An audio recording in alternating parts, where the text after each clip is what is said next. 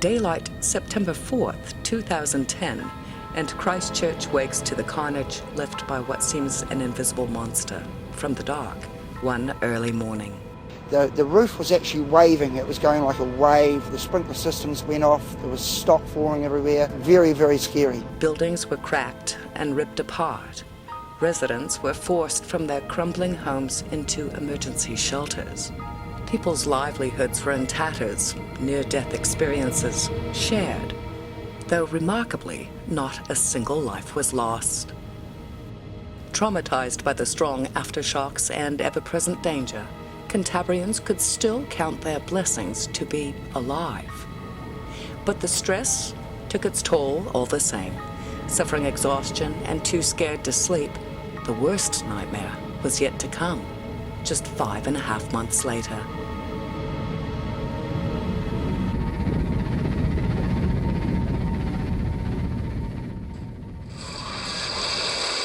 February 22nd, 2011.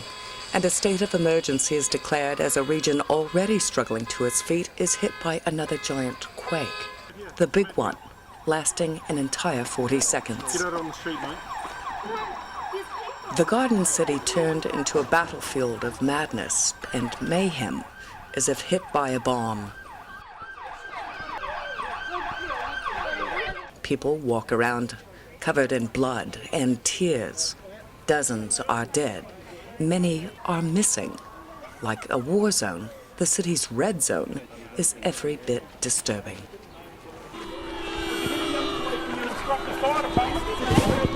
You okay? No, she needs an ambulance. What happened? We were in that building that just collapsed.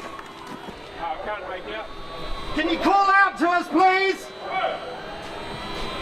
Hello? 9 minutes to 1 on an ordinary Tuesday lunchtime, an aftershock of a 6.3 magnitude hits with a deafening presence much louder than before. Because even though it was smaller on the Richter scale than the quake in September, this time the epicenter was more shallow, only 5 kilometers deep, and much closer to the heart of the city.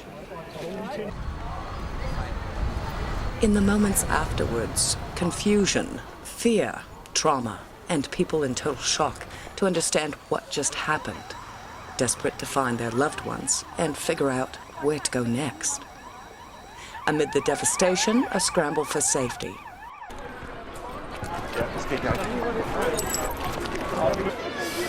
And 2-3 people just fallen on me. Yeah, so.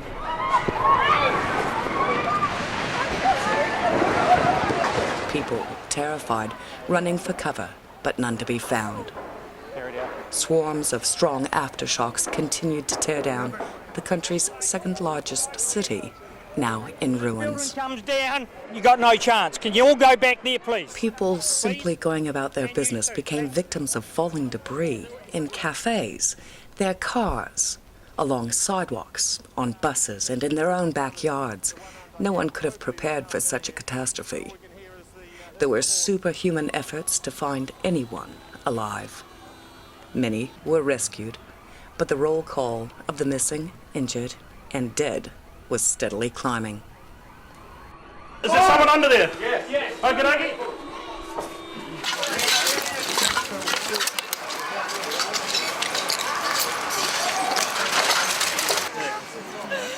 Just coming out of the toilets, and I got thrown backwards down and landed into the 3rd floor, and kind of didn't really know what happened. And then I heard some people screaming out, which were on the 2nd or 3rd floor, and managed to pull them out through the side. But the whole thing's just horrific. Grabbed them and yeah, we managed to pull them through and climb out under all this glass and through the eaves, all these collapsed, through the toilet and under all these chairs and glass. And Did you see anyone else trapped in there? There's a guy on the 2nd floor that was like covered to his waist in concrete and stuff. And oh God, I've just never seen anything like it in my life.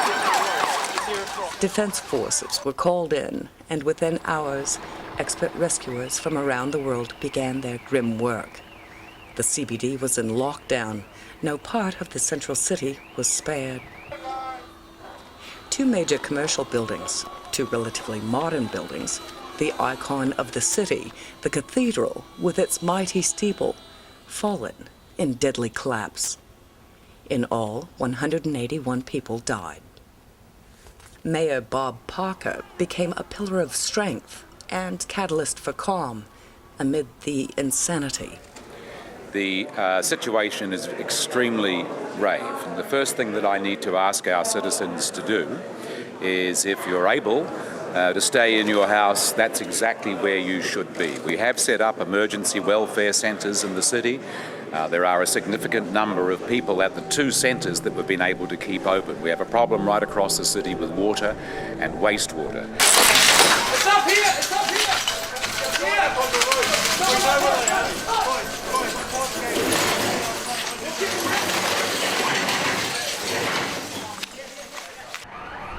Downtown's Pine Guild, and especially the CTV building, had the highest number of casualties. Though some workers did survive. Imprisoned inside, cold and wet, hiding under desks, trying to use their cell phones and tapping on debris to be found. In rare moments of hope, recovery crews were still pulling people out alive 1 week later. Entire townships were forced to live without the basic necessities. With no electricity, telephones, water, or sewage service, thousands were laid bare to the cruel, indiscriminate fury of Mother Nature for months to come. People left with just their belongings, desperate to start new lives elsewhere, on steady ground.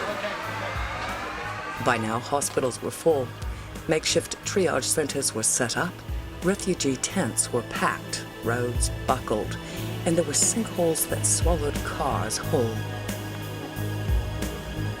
Tons of dirty silt caused by liquefaction continued to weep from the earth, leaving homes in ruin. Rolling aftershocks tormented the region on a daily basis. Over 7,000 of these aftershocks were recorded in as many months following the event. Weeks later, residents were still using crude portable toilets, gathered clean drinking water, with no power, and battled with insurance payouts. The earthquakes brought the economy to its knees. Private insurance companies had to borrow millions of dollars to honor their contracts. And the cost of the quake just kept rising. New Zealand's natural disaster funds hit breaking point. Then, as if things couldn't get worse, Christchurch gets hit again.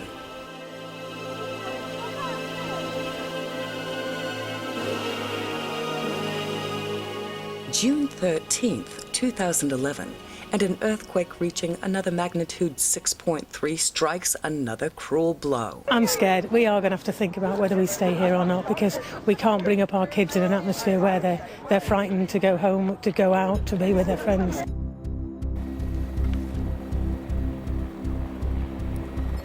This was the final straw. The mass exodus from Christchurch ensued.